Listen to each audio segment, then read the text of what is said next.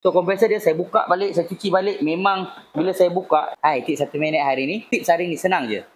Ada orang tanya saya, bang, kalau kompresor ni kotor ataupun full set sistem tu kotor, kompresor ni kita boleh cuci balik ke tak? Contoh hari ni kita ada satu Viva ni owner baru beli kereta ni sebulan.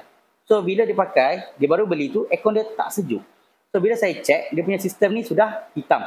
Tapi dia punya bacaan dia, boleh dapat bacaan yang pada saya okey lah. Low pressure dia tu boleh dapat lah dalam 40, tapi high pressure dia 350.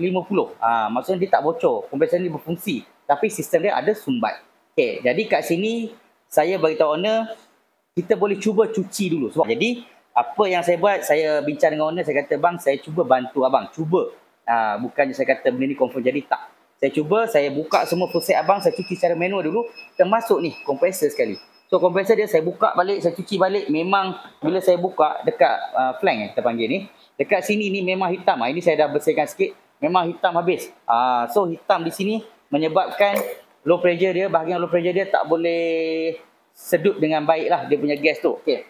So saya buka balik kompresor dia, saya servis balik, saya tukar balik dia punya seal O-ring ni.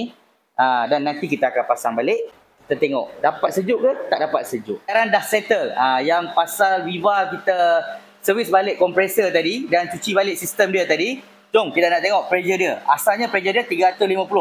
Sekarang high pressure dia. Tengok sikit. High pressure dia 170. Macam tu je.